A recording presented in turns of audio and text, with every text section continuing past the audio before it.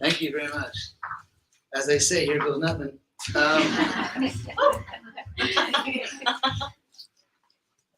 So this topic was chosen for me. Ontology, of course, is it's for thousands of years. It's been one of the central branches of philosophy, actually East and West. And ontology tries to understand what is the nature of existence itself. What things actually exist, what things are illusory, what kinds of dependent relationships are there, that one thing depends on another for its existence, what is eternal, what is temporary, and so on, how things interact. So, here we go.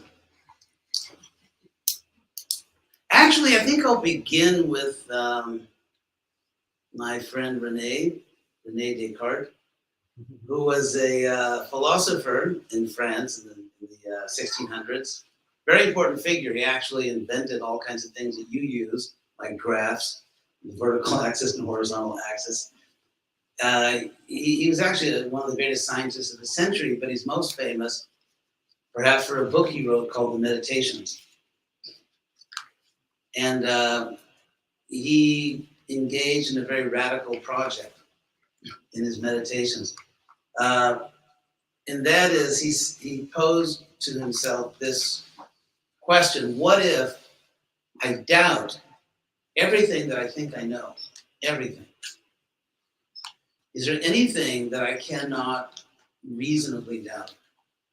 It's interesting because if you read the introduction, his introduction to this book, he basically is, he addresses the faculty of the Sorbonne, which in those days was a dogmatic.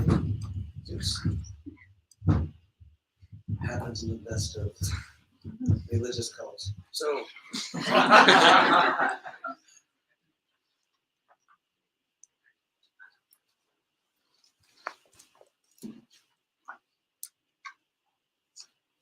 okay. It's very, is this working? It's very interesting, his introduction, because basically he was very diplomatic so that he wouldn't be burned alive at the stake, which, you know, as they say, can ruin your whole day. So,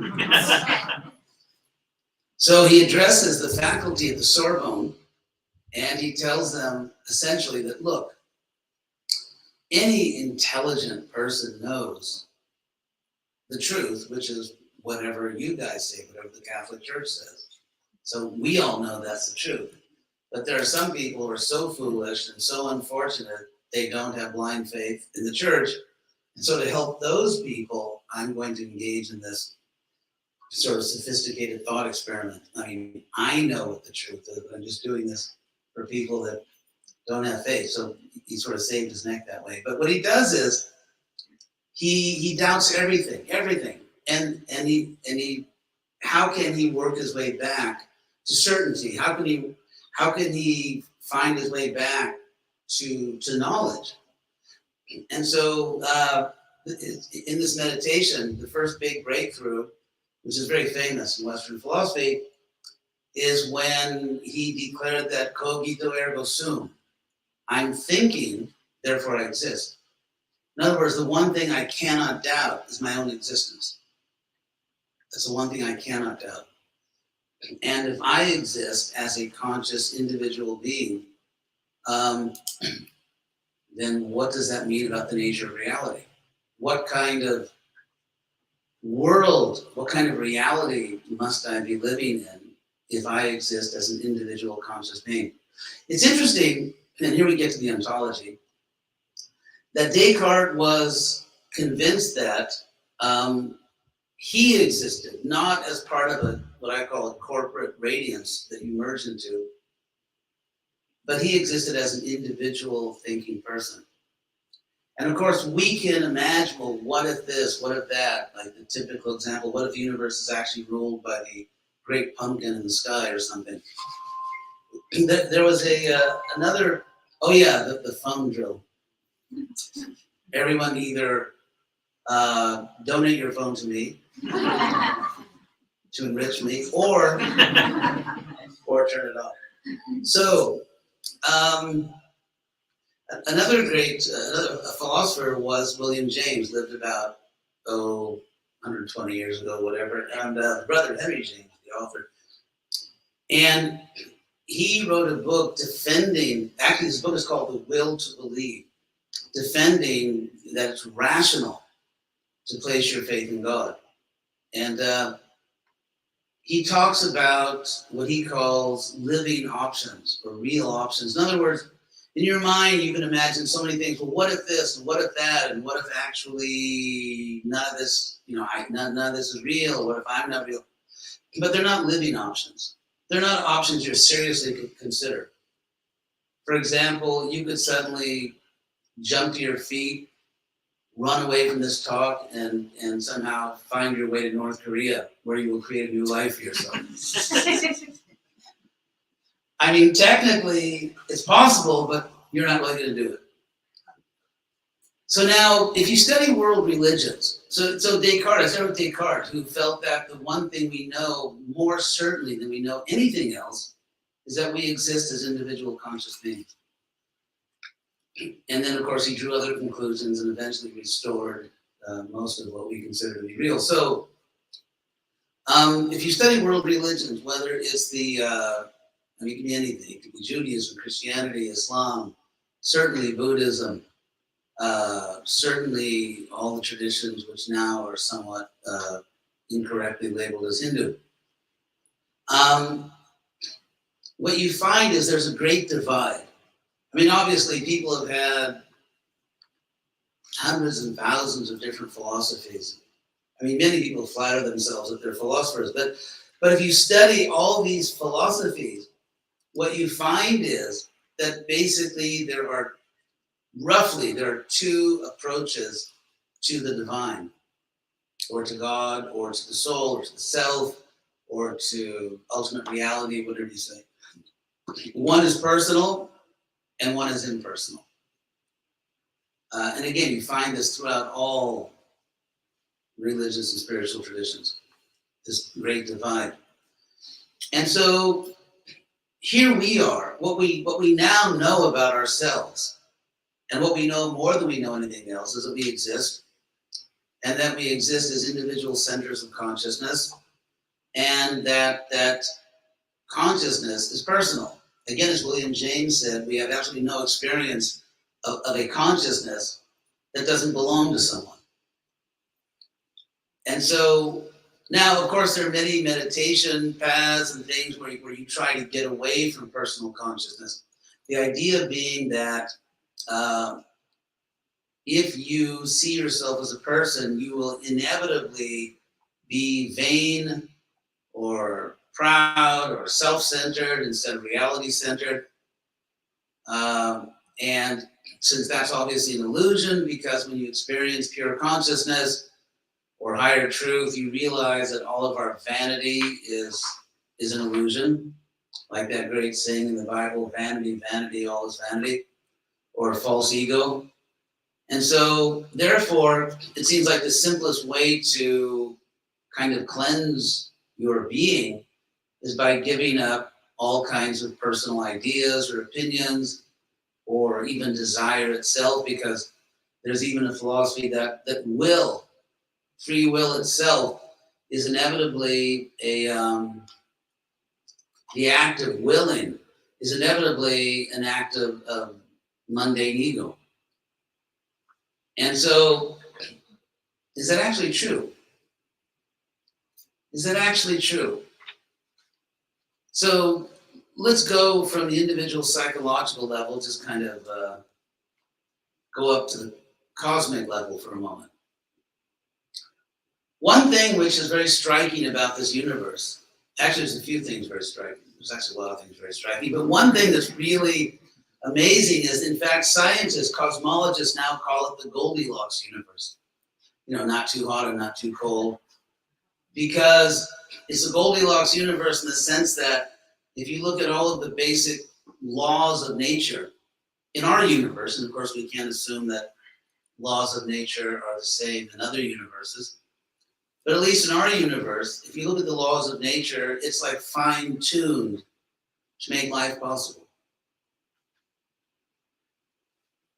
And another thing about the universe, apart from it has this amazing engineering, it appears to be engineered, not just to have arisen at random. Another thing about the universe is that everywhere you look, you actually find art, which should have you at the very least scratching your head a bit. Somehow head scratching is associated with deep thinking in the West. I don't know why, but anyway, you can probably Google that and find out where that idea came from. So, I mean, if you look at sand grains, if you look at water crystals, if you look at through the Webb telescope, if you look at galaxies are not only really big, they're actually artistic. And so, if you look at your own body, coming back to the earthly realm, if you look at your own body, we now know that the engineering in your body, the microbiological engineering is probably millions, thousands and millions of times more sophisticated than any computer ever built by human beings. And so, to give sort of a modern take on the old watchmaker argument from Bishop Paley, if you were walking down the street and you just saw a computer there, and it was a very sophisticated computer, and you didn't know who built it, but you wanted to make your best guess.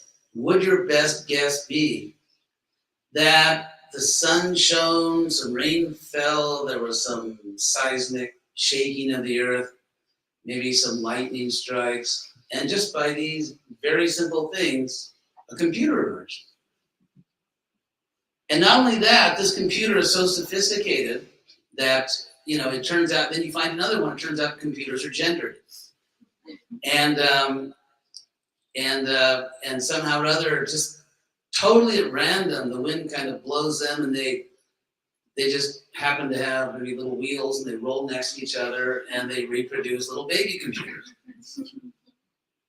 And this is going on for millions of years.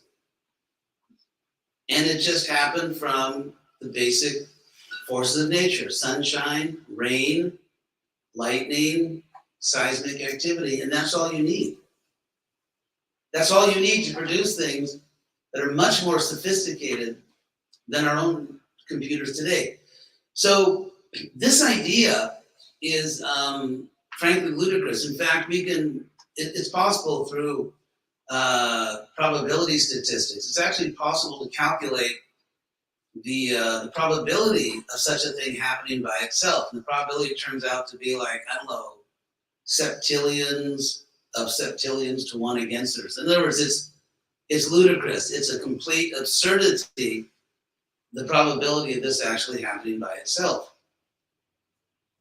So, and that's why, anyway, I won't get into the whole thing of microbiology and the fact that every cell in your body is like a fully digitized Amazon warehouse, in terms of the RNA, the DNA. So, but if you look at the universe, and let's say you were not predisposed toward a particular doctrine, a particular philosophy, you just were trying to be as objective as you could, and you looked closely at the universe you live in. I think, and here's another little thing you could throw in about consciousness, which of course is not physical. Physical things can be measured. Physical things can be weighed, or you can, measure their radiance, or there are different ways. What about consciousness? For example, take the experience of the color red. Let's say you see a red shirt. Now, you can explain everything about how the optic nerve works, how certain wavelengths of light hit your eye, and then what happens inside your eye and how it goes to the brain and so on. And you can describe that, but none of those descriptions will give you any information whatsoever about the experience of seeing redness. Because there's nothing in a fully scientific neurological description of seeing red, nothing there talks about the experience of redness. It's just about little physical things interacting. There's no redness there. Or beauty. I actually, again, getting to, this is all really ontology, but what was I just going to say that? So there's this huge gulf of difference between the objects of consciousness and consciousness itself. They're two very different kinds of things. So if you're trying to figure all this out, the other point I wanted to make is, how is it? There's an old saying, virtue is its own reward. And people who are virtuous experience greater states of happiness, which actually can be measured and improved by practical psychology. That virtue, if you're a good person, which is what Krishna says in the Bhagavad Gita, he says that the happiness actually comes from goodness, from virtue. And so, why? Why is the universe made in such a way that virtue is rewarded? Who is rewarding virtue? Now, there's a very popular way of speaking nowadays, and I don't want to be unkind, but I think it's one of those things where it's like if you touch it, it shatters and falls into pieces. So don't touch it. And that is that common way of speaking that the universe did it. The universe just gave me a really good job. Or the universe just showed me where my car keys were. And so if you think about it, exactly which universe are you talking about? Because, for example, rusty old Coke cans are part of the universe. And, there's all kinds of things it's all the universe. Dusty asteroids or maybe suns. I mean, we have no evidence that asteroids or stars or Coke cans, or frankly, most of the stuff in the universe, there's absolutely zero evidence that it's conscious. Now, if the universe is conscious of what's happening to you, and if the universe is even kind of responding to you in some way, exactly what are we talking about? What are we actually talking about there? Because if the universe is responding to you, it must be conscious, because how could something unconscious, or to use a more technical term, dead as a doornail, how could something unconscious respond to you? How could it's absurd. Something unconscious can't know about you and much less respond to you. So when we credit the universe, way to go, universe, what are we actually talking about? I mean, people say it because everyone else says it, so everyone thinks they're supposed to say it. But what does it actually mean? My own opinion, it's just my opinion, is that it's sort of a popular way of speaking, so you don't have to kind of degrade yourself by using the G word. So,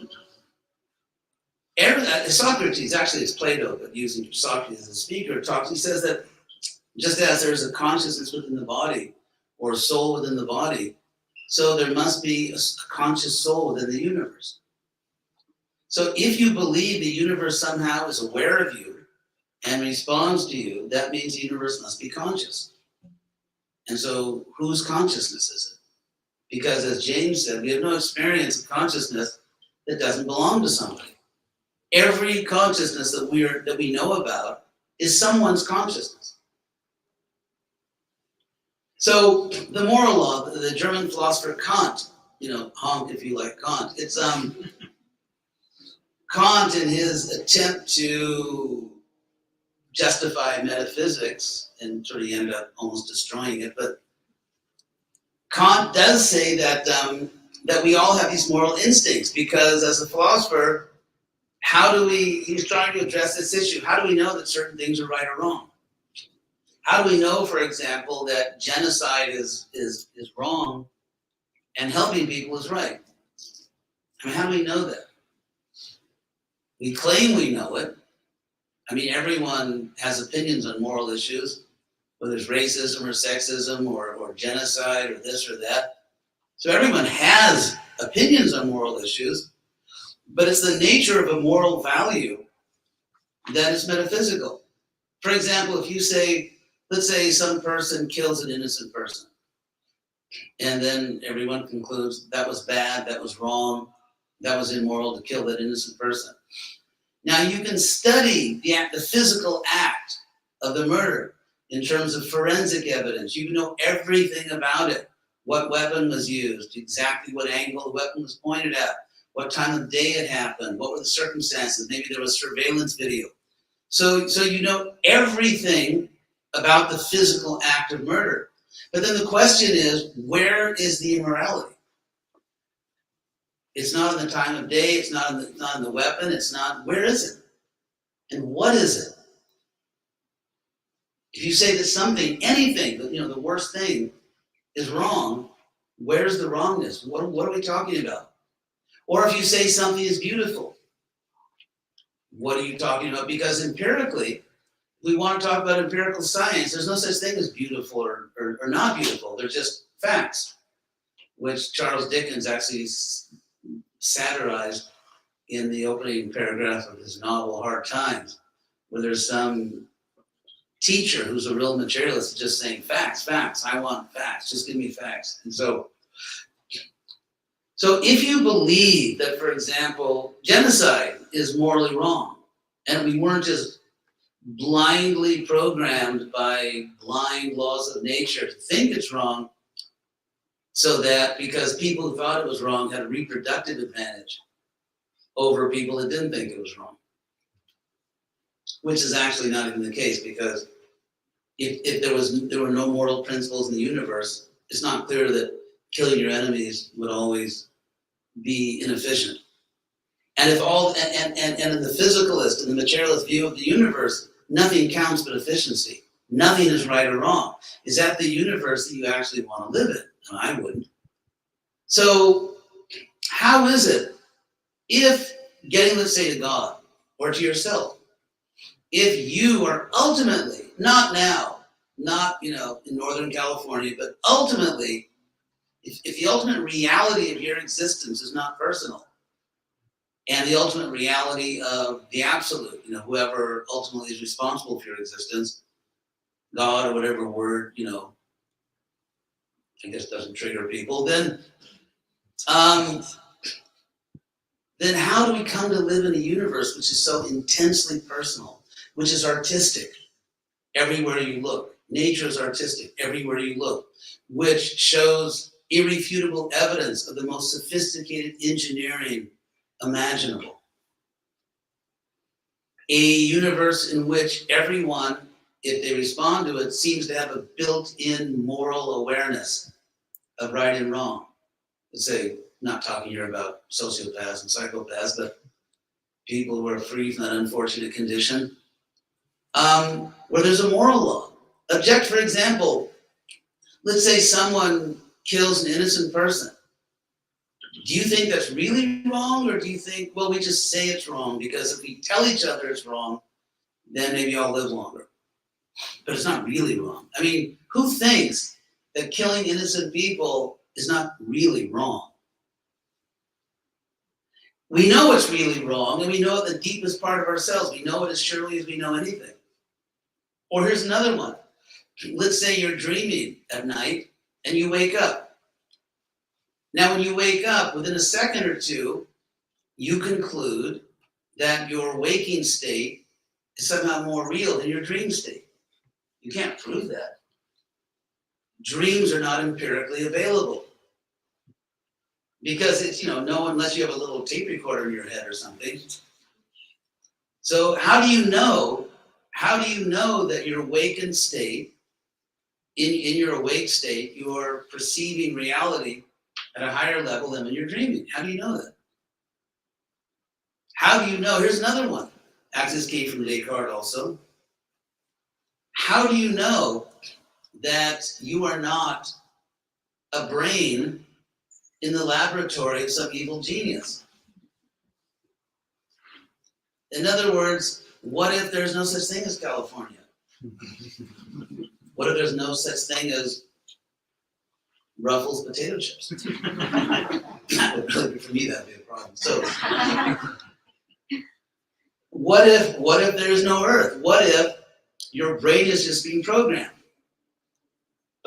And so the way we know it is that we have certain experiences which are so real, they prove themselves to us. I don't want to go to this is Aristotle, that the starting point for any system of knowledge is a self-evident truth, which cannot be pushed into an infinite regress of proofs because it's self-evident. Anyway, you all understand that. So,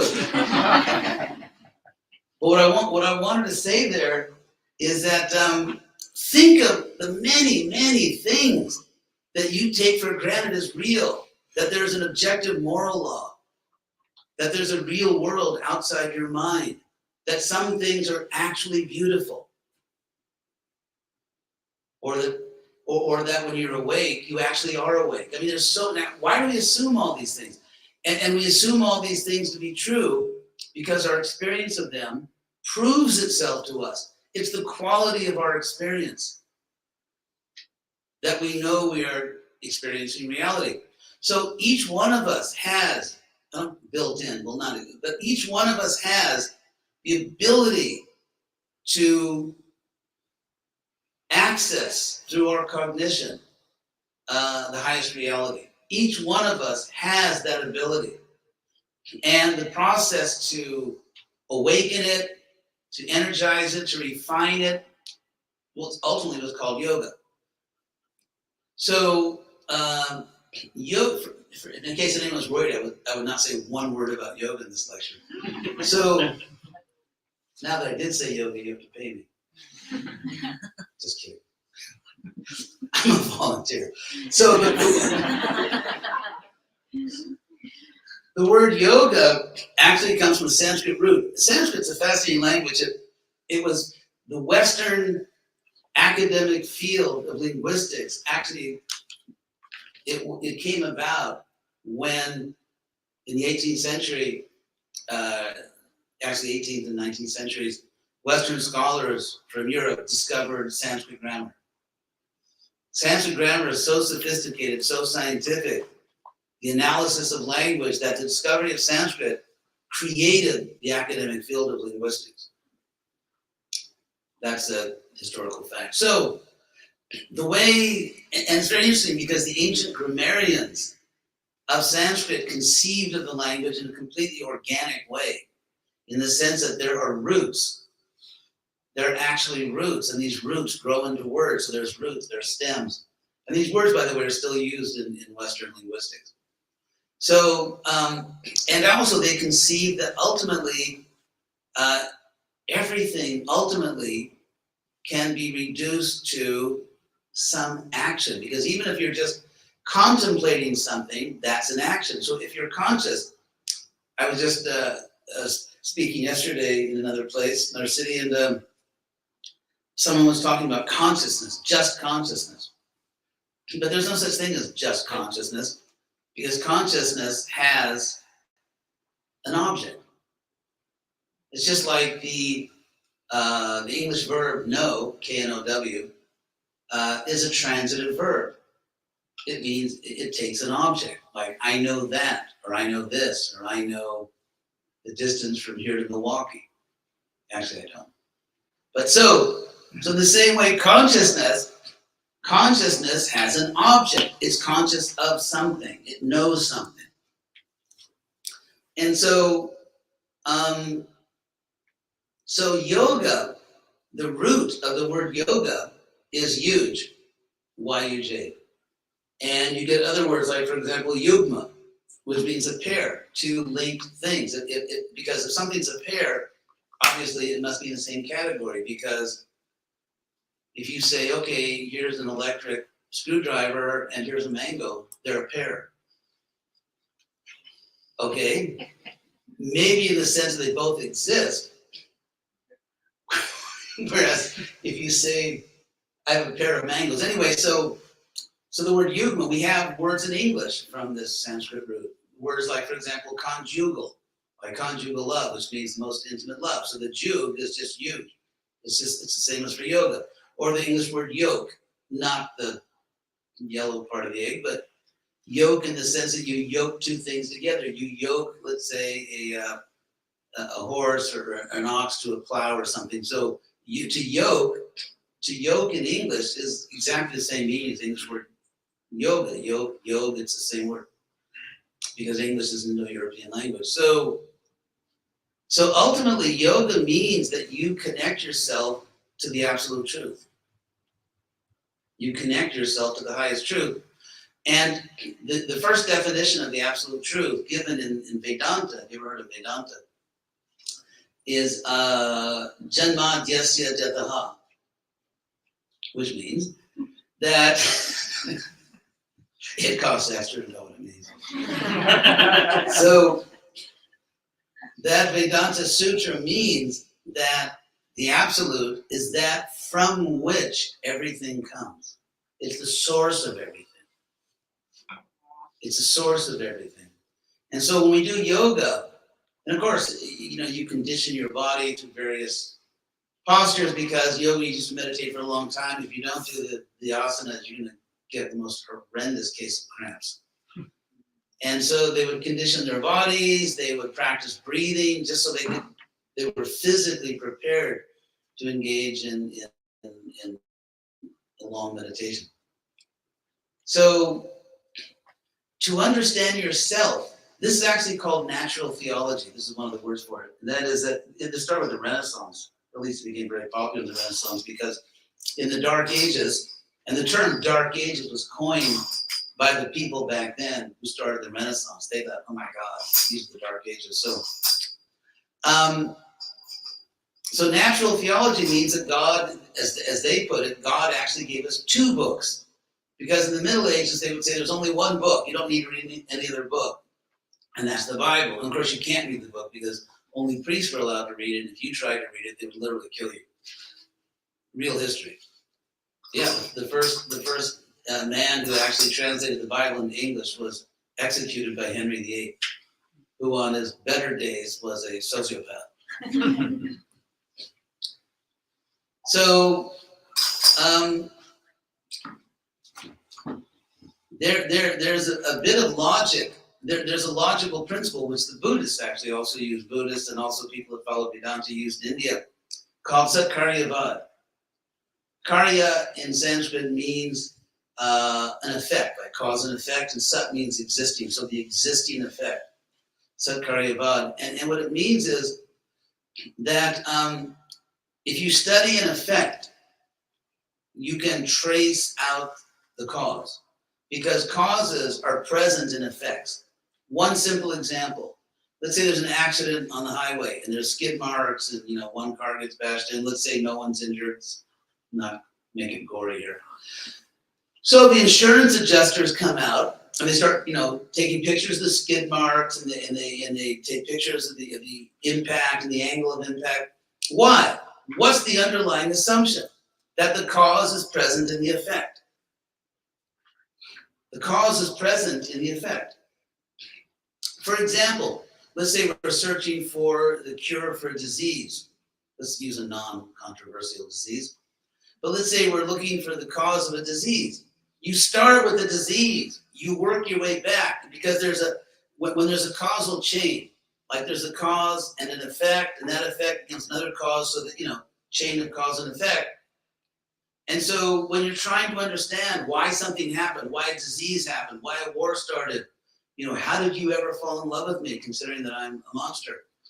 And so when you're trying to understand something, I'm not a monster, I was just kidding.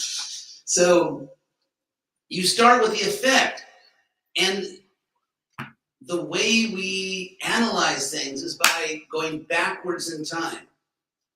This effect must have come from that cause, and that cause must have been the effect of something else, and so on. So even all branches of Western science and all branches of analysis, they assume what was stated in Sanskrit in ancient times as Satkaryavad, that causes are present in effects. So when you engage in self-realization, when you try to understand yourself, you are also investigating the nature of the source of your existence. You're actually trying, because whatever you can know about yourself tells you something about where you came from. In fact, that's what psychology does, right? Well, the reason you have this problem is because when you were 5 years old, and so on and so forth. So you're a person. I mean, before you commit existential suicide, you should, like, I'm going to try to, if someone is thinking that I'm going to meditate and kind of do away with completely myself, I'm going to try to walk you off the ledge or talk you off the ledge. Because the problem is like this example is given. Let's say someone's hand is infected and it's very painful. Now there's two options. Remove the infection so your hand is healthy, or cut your hand off.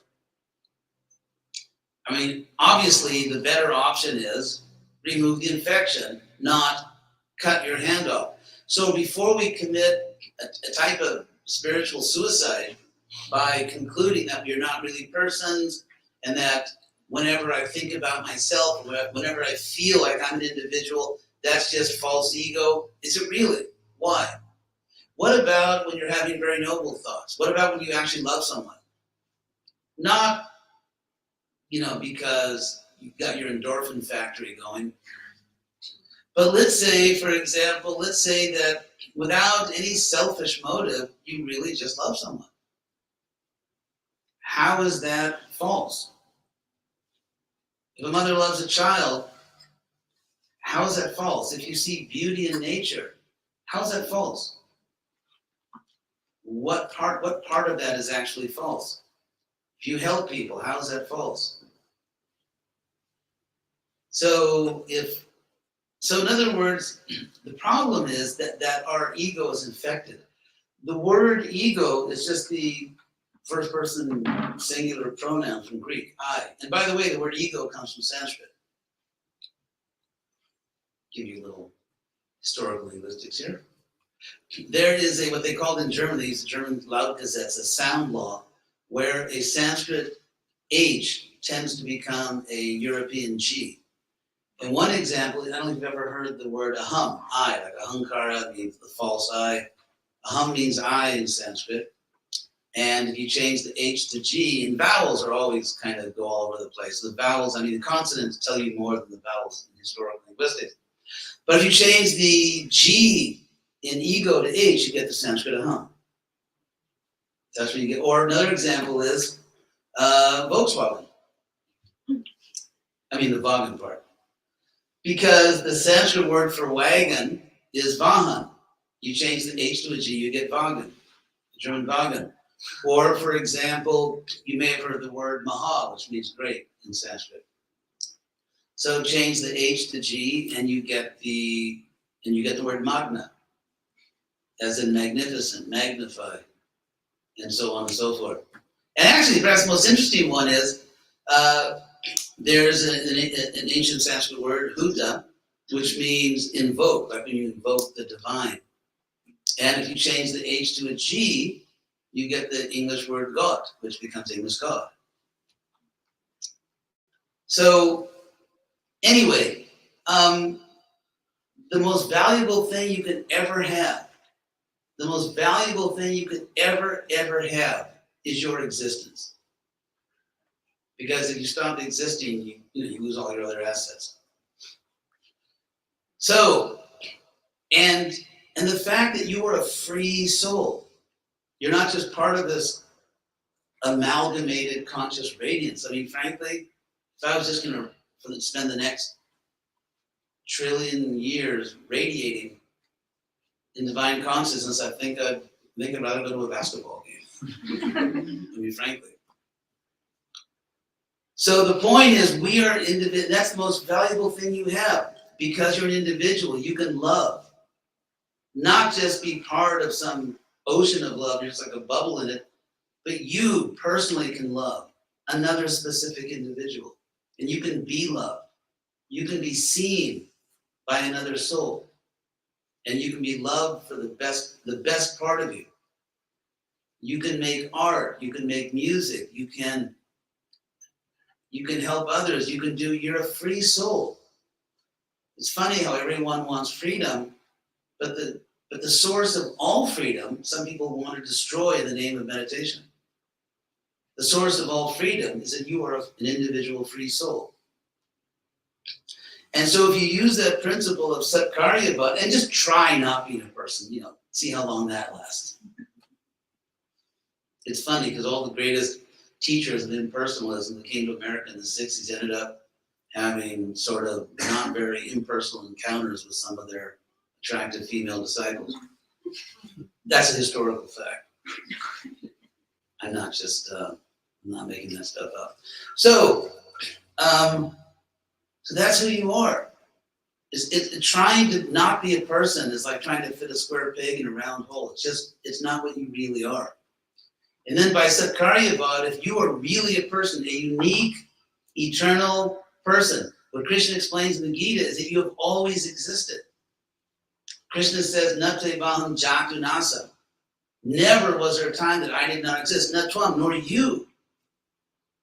So trillions of years ago, you existed. And trillions of years from now, you will exist. And so, one may tragically kill one's own body, but you cannot destroy your existence. You exist forever, and you've always existed. We sort of stepped on a sort of this, I don't know, divine banana peel or something. And we ended up in the material world. So you are a person. That's what you are. And all we have to do is learn how to do person right. Once we really get the hang of being a person, it's just endless pleasure, loving relationships, beauty. It's a great life. And so bhakti yoga or yoga doesn't mean to kill yourself as an individual, free, beautiful soul, capable of loving and being loved.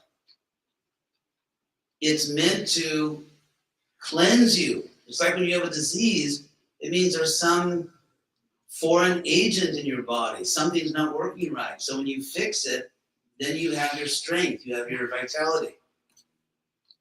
And so if you are a person, if you are an eternal conscious person, capable of accurate moral judgments, like it's wrong to hurt people, it's good to help people. I mean, that's kind of the foundation of it all. So then what does that tell you about the source of your existence? How could you come from an impersonal existence? First of all, if God were impersonal, how could there be a universe? Because an impersonal being would not create a universe, because impersonal beings don't do things like that. That means God didn't want to create a universe, because if God wanted to do anything, then God would be personal. So how could a universe pop out when no one wanted it to be here? Because if you say God wanted it, desire is a personal trait. Impersonal things don't desire anything. So it's not very good philosophy, apart from whatever your personal views are. It doesn't hold up as philosophy. And actually, if you say it's all one, what about the fact of you and your parents, you and your friends? What about Milwaukee, Wisconsin? There we go again. It all comes back to Milwaukee, right? So why are there different cities, different colors? If everything in the world was the same color, you would not even understand the notion of color. You only understand that there is such a thing as color because there are varieties of color. The only reason you understand shape is because there are varieties of shapes. And so imagine if every sound in the universe was exactly the same pitch, like literally monotone. There could be no music, no melody, no harmony. And so this all is one stuff. Are you really prepared for that? Everything's the same color. Every sound is the same sound. Every person, there are no persons. So if everything is one, where did the plurality come from? How did it come about? If there's only one thing in the universe, how could it be divided? What caused it to divide? What caused all the variety? There's no answer. I mean, impersonal philosophers have been trying for thousands of years, and so far, no progress. And so therefore, when you can't make progress in explaining your views, then you resort to ineffability, which means, I can't explain it in words. To say that I can't explain it in words, I would say technically it's begging the question, or, well, actually that expression is now used in a new way, but it's circular reasoning, because if you really are a person, I mean, words are so powerful. For example, 3 words, 3 words, someone saying to you, I love you, if it's the right person, and it's not someone who you know is a serial something or other. Let's say you have good reason to believe this person has good character, and you happen to like this person. I mean, words like that, I love you, can totally transform your life for the rest of your life. Those simple words. And so, why are words illusion? Words are not illusion. We can say things that are wrong or illusory, but the ability to articulate, why is that bad? It's an incredible gift that you can produce sounds that are full of meaning. You can communicate with others. You can move people's hearts. You can save lives by words. Why this word bashing? That you can't say it in words. So anyway, that's ontology. Actually, everything I just did is ontology. It's the nature of existence. So maybe I'll stop here before the hook comes out. So any questions? Please, if you have any questions, please ask. It's always fun to get questions. Yes, please. Maharaj.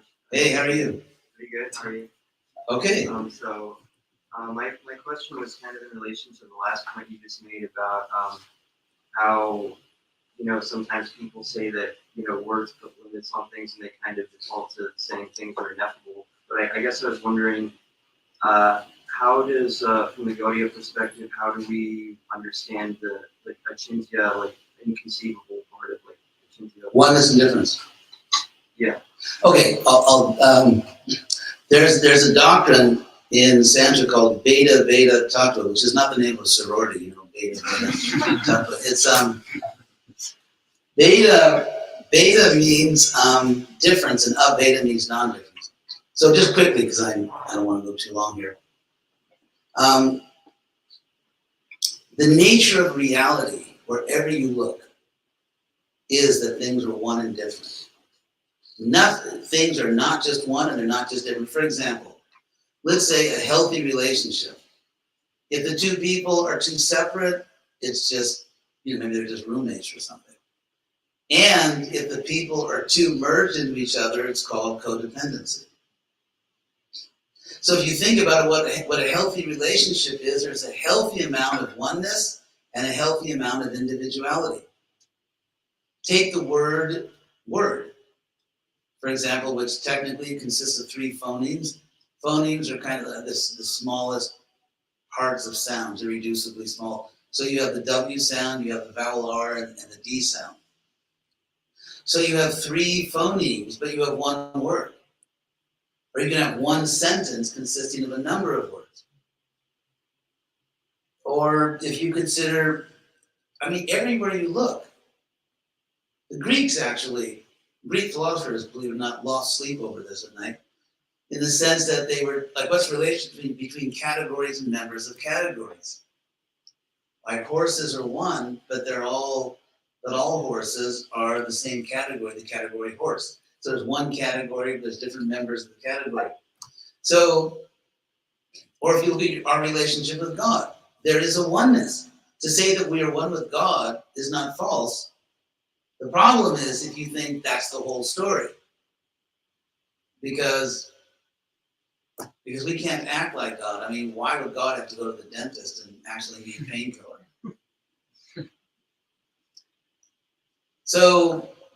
So we are one with God. In fact, everything is one. We are one with every other living thing, including God, who's alive. We are one with everyone.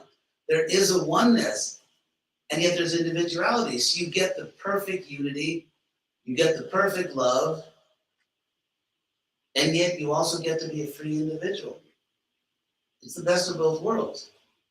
We're not merely different. We are not merely different. We are actually one.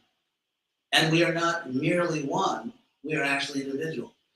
So you can look anywhere you like in the universe, you will find oneness and you will find difference.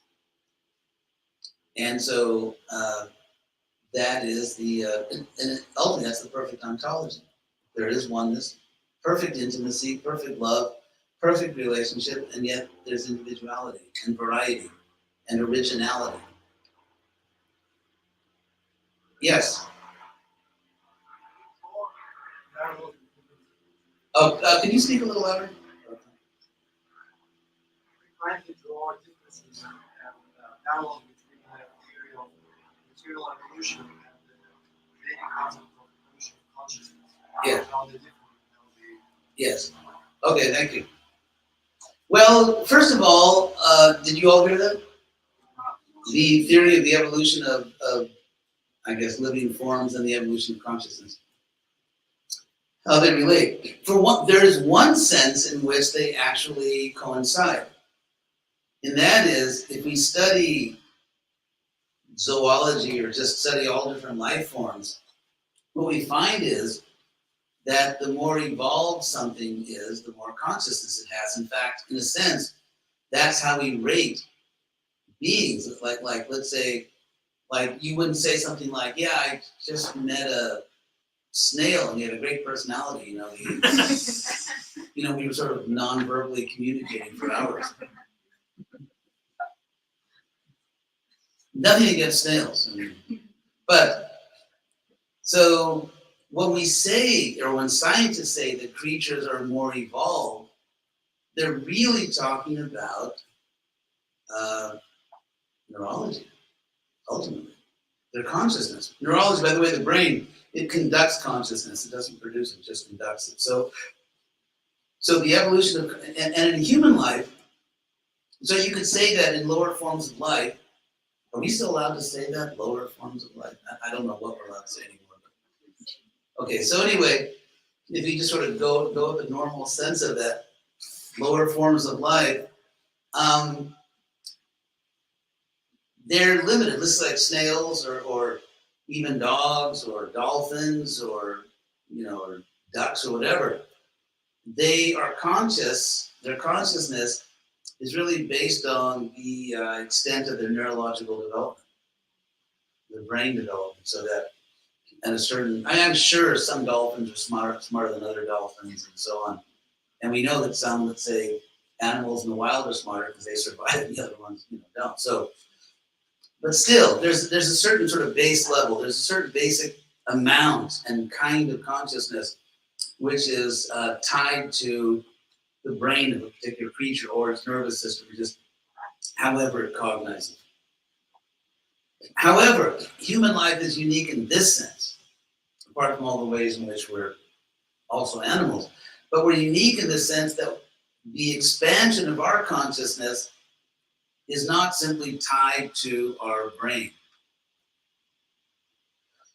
Because in human life, we can get directly in touch with our real self, the eternal self, and the eternal self is fully conscious, knows everything objectively.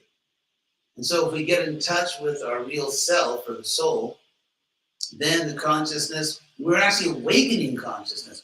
By the way, Plato talks about this in the Meno, one of his dialogues, where it's the epistemological principle of recollection. That when it comes to knowing profound things, you actually recollect them. In other words, you already know yourself as an eternal soul. You already know God. And so you simply have to revive that memory, which is not just neurological, it's actually coming from you, the soul. There's this very poignant verse in the Bhagavatam, this very centrally important theological text, which I helped to translate. And in the fourth canto, the fourth book, part that I didn't translate, but there's this sort of a metaphorical story where the soul meets God in a very dramatic setting. And God says to the soul, in Sanskrit, api smarasi mam, which means, do you remember me? Do you remember me? And so, from this point of view, which is, you have all seen God. I mean, everyone has seen God. but we've forgotten. We're covered by Maya. So yoga, for example, in the two probably most important books of yoga are the Yoga Sutras and the Bhagavad Gita. Certainly the most famous. And the Bhagavad Gita is a very intensely devotional work. And but even the Yoga Sutras, for example, Patanjali says, Samadhi Siddhir Ishvara Pranidhana. Samadhi, you know, is the highest stage of Ashtanga Yoga. It's actually formed from three words or three semantic elements. There's three parts. So which are sum, which means complete or together, which we still have in English, by the way, the sum from Samadhi, and we get it to the Greek as S-Y-N, like synthesis, the together thesis, or symbiotic and all those words. So that S-Y-N in English is the Sanskrit S-A-N, which means together. So sum, and then it acts as an intensifier or the sense of going back within. And D is to focus our consciousness. So it's to completely and intensely focus consciousness on something, is samadhi. So and then siddhi, of course, in Sanskrit means a perfection or accomplishment. And so samadhi siddhi, since samadhi is the highest stage of yoga, so Patanjali is saying the perfection of yoga, because there are different levels of samadhi. So Patanjali says that the perfection of yoga comes about from Ishvara Pranidhana, devoting yourself to the Lord. So that sounds like, old-time religion or whatever. But that's what Patanjali said. Don't kill the messenger. So Ishvara Pranidhana. And then the Bhagavad Gita is very devotional. So it's actually this principle of recollection. We have to remember the truth. Because as souls, we all have perfect knowledge. We just have to remember it. We have to revive it. And in fact, if you look at, again, Bhagavad Gita, when Krishna is talking about pure consciousness, he used a very interesting word, which is avritam. Avritam in Sanskrit means covered. So Krishna, in many places in the Gita, avritam, samavritam, he says that your pure consciousness is covered. It's there. Your pure consciousness, your knowledge of everything is actually there within you, but it's covered. And it's covered by Maya or illusion. It's covered by our material desires. It's covered by our, all the personality traits we have that we probably shouldn't have. So when you purify yourself by yoga, by Bhakti yoga, it's an uncovering, a discovering. You think of what discovering, actually what the word really means. A discovering. Actually, related to the Greek word used in early Christianity, apocalypse. The first part, apa, actually comes from Sanskrit, anyway, enough grammar. So, it's all connected. So, that's what Bhakti Yoga is, uncovering, discovering what you already know deeply inside you, which is the nature of God and the nature of yourself. Yes?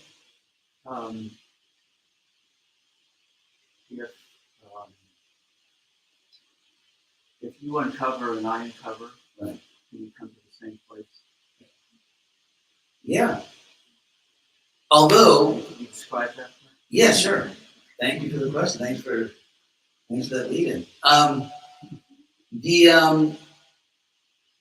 First of all, even though we come to the same place, in a sense we're aware of the same things, but we're still individuals. Yeah. Okay, so the ultimate truth, yes, is whatever that is going to be the same for you. Yes, because if it were not, then it wouldn't be an absolute truth; it would be a relative truth. As far as what that place is like, actually, I was just talking to somebody about that earlier this morning. So I'm going to give a metaphor that Krishna gives in the Gita, which leads directly to the answer to the question. And that is that he says that there is a banyan tree. You ever seen a banyan tree? And it just grows forever. He says, Urdhva Moolam, but its roots are growing upwards. Adakshaka, and the branches are going down. And so what that has been understood to mean, which is one of my UCLA professors said, wow, that's really neoplatonic.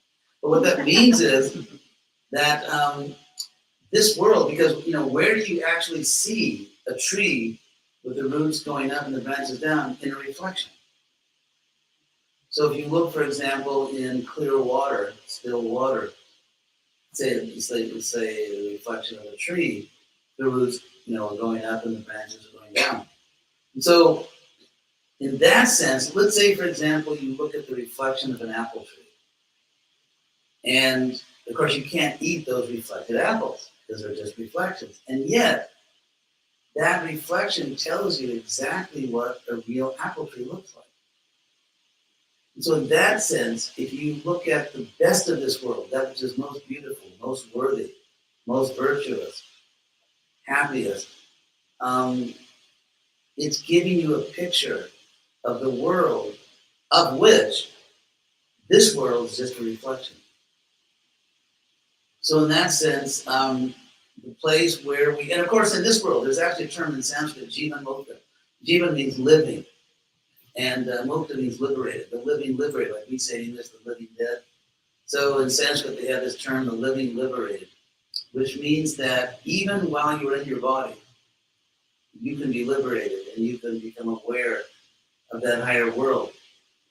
Because your separation from it is not physical distance. Your separation from it is because of consciousness. And so that world is a world of infinite beauty, infinite love,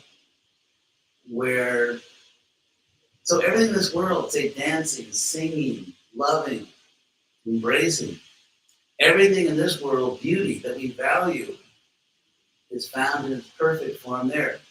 And what Krishna explains in the Bhagavad Gita is that the more, even in this world, the more you rise to what is called in Sanskrit sattva, which literally means like true existence, or virtue, or goodness. As we know, the more you can actually see things, the more you can actually see the nature of reality. To give one example that Krishna gives in the Bhagavad Gita, chapter 18, text 20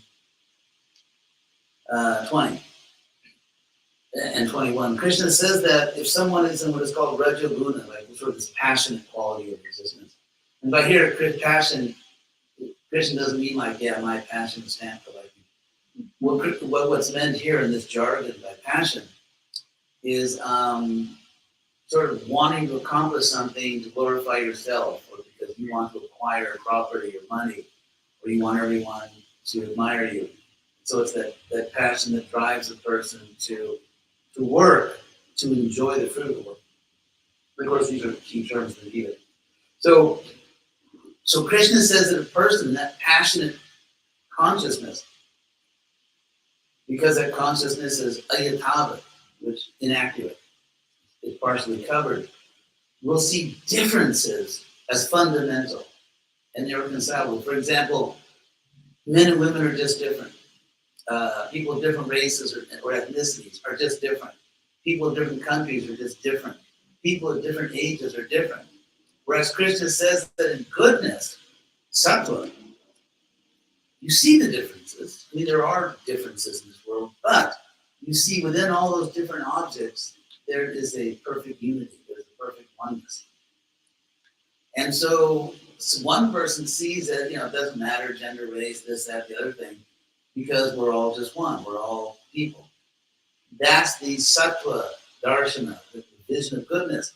But when someone is contaminated and sees things passionately, they say, no, we're just different.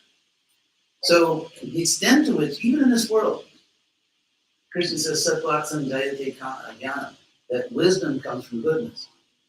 So the extent to which we are really established in goodness, pure goodness, to that extent, even in this world, you will perceive the spiritual nature, your own spiritual nature, which is called, of course, self-realization, and the real nature of others.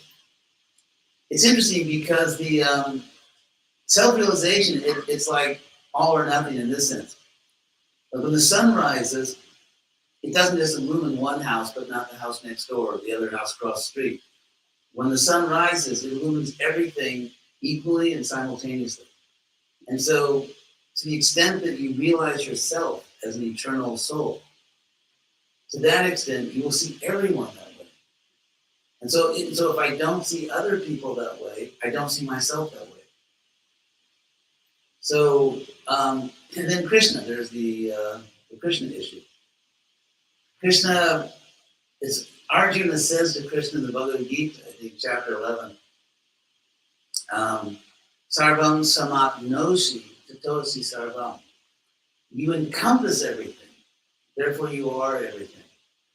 Or Krishna, for example, himself says, Aham sarvasya prabhava. I am the source of everything. Mattak sarvam pravartate. Everything emanates from me. Maya tatamidam sarvam.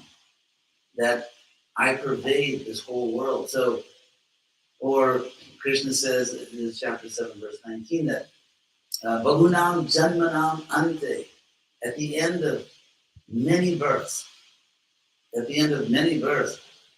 Jnanavan, one who actually has knowledge, Mam prapadyate, surrenders to me, knowing Vasudeva Sarvam. Vasudeva is a well-known name of Krishna. Vasudeva, that Krishna or God is everything. So it doesn't mean you're nothing. But as Krishna says in the Gita, Mamaivansa Jiva Loke Jiva Bhuta Sanatana, that the eternal living being, Jiva Bhuta, eternal living being in this world is simply a part of me. So we ourselves are actually parts of God, tiny parts of God. We have the same divine nature as God, but in smaller quantity. But the quality of our pure awareness is like God's awareness. It's just that, He's omniscient. So there's that oneness. So as far as what you see in that state, you see all the good and beautiful things, all the worthy things of this world, but in their pure eternal form. And that's kind of the connection with Plato, right? That all the things of this world have a perfect, pure form beyond the physical. I hope I addressed your question. One follow-up. So Yeah, sure. Is it your teaching that if we both uncover, there's only one way to uncover? There's only one path or journey to uncover? Krishna teaches jnana yoga, karma yoga. It's like there's a whole catalog there. Okay, so my journey's okay. Yeah. You seem like a really decent guy. It's I just want to make sure that my path can be But valid. I will say this to make sure you don't actually like me, and that is that what Krishna actually teaches in the Gita is that there are these other paths because you have a right. You have actually a God-given right to practice according to your nature. And Krishna says even a wise person follows their nature. Creatures follow their nature. So you're an individual and you have literally a God-given right to follow a path that's just comfortable for you. Here's a little add-on, which I will pre-agree for you. And that is that all these paths, jnana, karma, dhyana, mystic yoga, and so on, culminate in pure love. That's what you were saying. You said it earlier. Right. When I uncover, you uncover, we ultimately will come to the same place. Yes. But there's different paths to that. Yeah, but even among those who practice Bhakti yoga, let's say even those who are, chanting Hare Krishna, people are very different. They all look the same. Hare Krishnas always all look the same person and everything. But actually, when you get to know people, like, because I've been in this movement for a long time, and people are very, very different. Very different. And even among people practicing Bhakti yoga, some people like to meditate, some people like to dance in the street, some people like to do scholarship, some people are artistic, some people just like to serve Krishna by loving their families. And so Bhakti is kind of like the umbrella term in the sense that jnana, when it leads you to pure love, and pure love of God, then that's the perfection of jnana, the perfection of meditation. Jnana is when your meditation leads you to that pure love. And so one last point is that loving, let's say you love someone, you're a person, you love this other person. So you don't get all the credit in this sense, or I don't get all the credit. That when I love someone, okay, let's say I love someone who actually, I mean, if you want to just be really honest, is very obnoxious. There are very obnoxious people in the world, we've all met some. So, but still I love that person because out of the goodness of my heart and because, that's what a pure soul should do. So that's one aspect of loving is that you just love because of your own goodness, because of your own purity and love. But there's another aspect of loving, and that is you love someone who actually, on their own, and this is their credit, not yours, is very lovable. Because we can love lots of people. We don't want to hang out with everyone we know. And so you could, in that sense, loving not just because of your own virtue, your own goodness, but loving someone because they completely attract you. It's like, this is the most beautiful person I've ever met. Not only, the way they look, their character, their just everything about this person is beautiful. And I'm falling in love. So, in that aspect of love, you can love to the extent that something is actually lovable. And if they're not lovable, at least in their current incarnation, we kind of give them the generic love, which is kind of philosophical love, or, because it's my duty to love.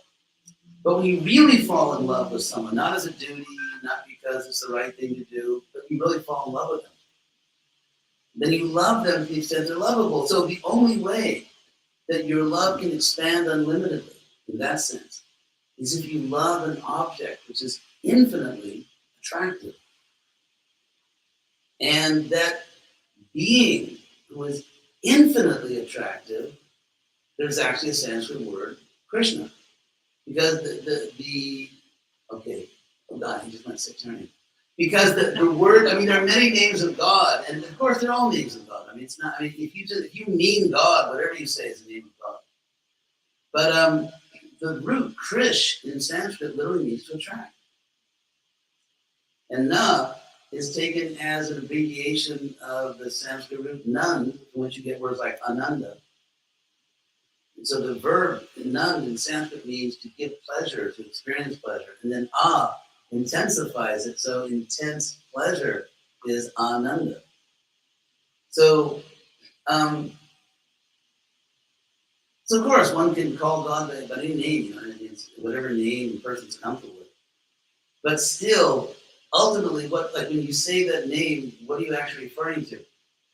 And some people will say just sort of like the standard omniscient, omnipotent, omnibenevolent. Some people will say other things. But ultimately, we would say that God, ultimately, when he's well understood, is infinitely attractive. And only someone who's infinitely attractive can give us infinite pleasure. Because real pleasure is love. Real pleasure is love. And if you can love someone infinitely because they're infinitely attractive, then you experience the highest pleasure. Hope that wasn't too sectarian.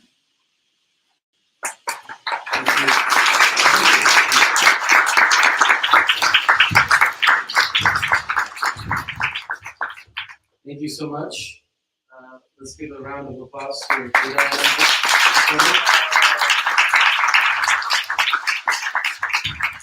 Thank you very much for joining us here today. And Thank you. Thank inviting us all. Thank all of you. I really want to thank all of you for coming, even though you knew I was going to be here. So the next part of the program, in the tradition of Kartik, in our Bhakti tradition, it's the month of Kartik, and over here on the right-hand side, your left-hand side, we have a little puja set up with a picture of baby Krishna, in which you can offer a little lamp or a candle, and Maharaj will sing the Damodar Ashtakam. Oh my God, Hare Krishna's got talent. Yeah. I'm going for the red buzzer here. And we can sing along, and we're passing out the Damodar Ashtakam for you to follow. There's the Sanskrit and the English, and we're going to sing this along. And as we're singing, feel free to go up here to the side. Someone will show you how to offer a little prayer. And then after that, we will convene with some prasad, some lunch, and more kirtan. So thank you all for coming. We very much appreciate your.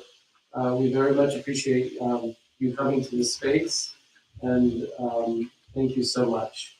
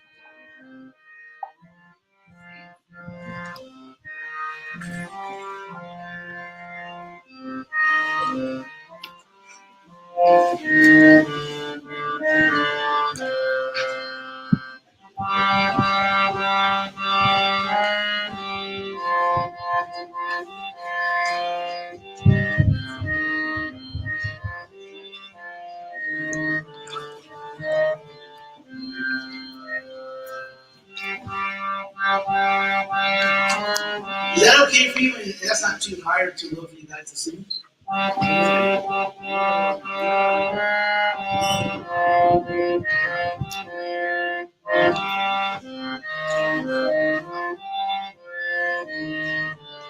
See?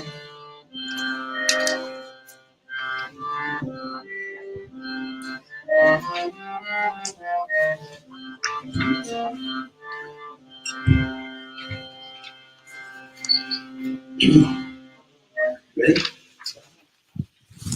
Namah Namami Swaram Sat Smaram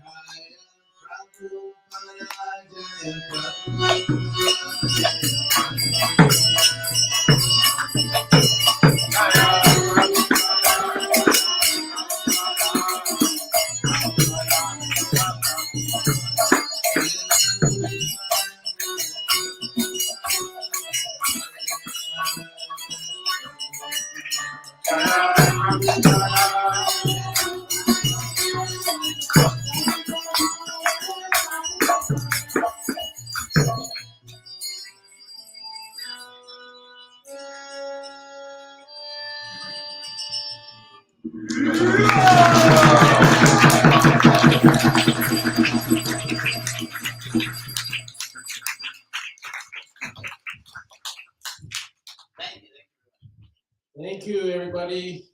Haribo. Haribo. Okay, so just one more thing. In the back corner over here, we have Udayananda Maharaj's 2 books available. His Bhagavad Gita, his transliteration of the Bhagavad Gita, and also his book of the Mahabharata, A Quest for Justice. So you can see the 2 ladies in the back there. Feel free to go back there and get your books. They're amazing reads, especially The Quest for Justice. It's a novel of some sort, and it's so beautiful. So next, Ananta Prabhu. I think we're having lunch right now, and if everybody you can mingle here. You can come up and ask a question if you feel like, and also lunch will be served by the pool. Thank you so much. Anything else? Thank you so much. Thank you very much. Thank you.